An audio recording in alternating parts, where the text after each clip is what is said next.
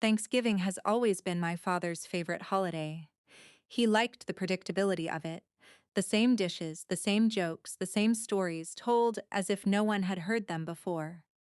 I usually kept to the edges of those gatherings, helping in the kitchen, refilling glasses, cleaning up before anyone noticed there was a mess. It wasn't that I disliked my family. I had simply learned that being useful earned fewer arguments than trying to be seen. 3 months earlier, my parents had quietly admitted they still owed about $6,000 on the mortgage. It wasn't a crisis, but retirement had made every bill feel heavier. They weren't asking me for help. In fact, my father insisted they'd figure it out. I believed him. I just didn't think they should have to. So I called the mortgage company, confirmed what was needed, and arranged the final payment. Because of the holiday and the processing schedule, the transfer wouldn't officially settle until after the weekend. It showed as pending.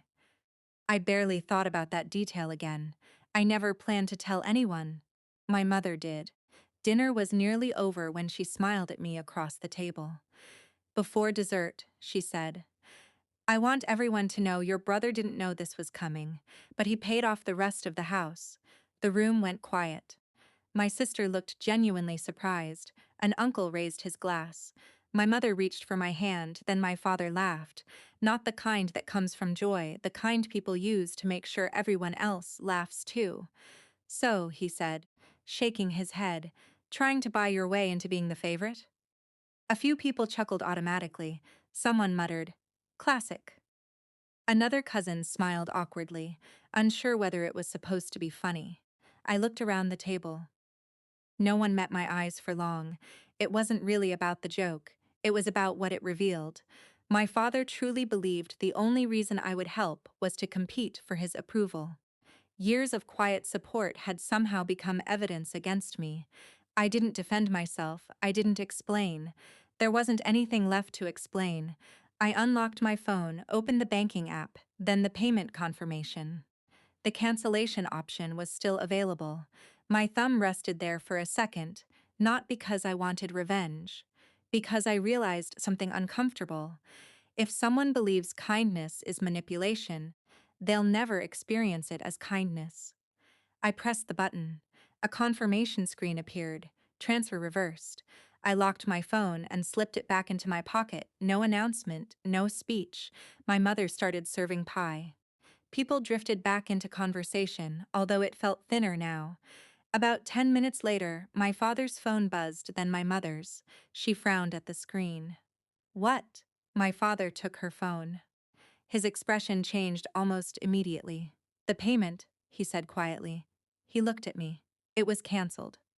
Nobody spoke. The silence felt completely different now, not tense, honest. I stood, thanked my mother for dinner, picked up my coat, and headed toward the front door. I had almost reached my car when I heard the door open behind me. "Wait." My father, his voice had lost the confidence it carried inside the house. He walked down the porch steps much slower than I expected. I was joking. I nodded. "I know you don't have to do this. I already did." He looked toward the driveway instead of at me. "We've already told people the mortgage was finished." I almost smiled.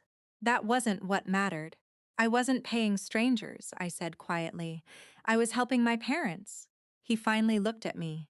"And when you turned that into a joke, you made it sound like my help had a price attached to it.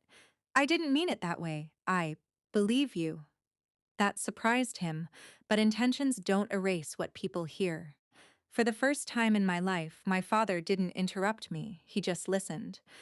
I spent years believing that if I kept showing up, eventually you'd stop assuming the worst about me. He lowered his eyes. I was wrong. His shoulders sagged. "I'm asking you, please don't leave like this." There was no anger in his voice anymore, only exhaustion. "I don't want the house," I said. "I don't want to be anyone's favorite. What do you want?" The answer came easier than I expected. "I want generosity to be received as generosity." He nodded once, very slowly. "I don't think I've been fair to you." Those words would have meant everything to me 5 years earlier. Now they simply felt true. "I know." We stood there without speaking. The cold evening air carried laughter from inside the house, quieter now than before. "I'll make the payment," I finally said, "when I'm certain it won't be remembered as a bargaining chip." He swallowed hard. "I understand." Whether he actually did, I couldn't tell. I drove home that night with the money still in my account, and a strange sense of relief that had nothing to do with $6,000. The mortgage could wait another week. Self-respect had already waited long enough.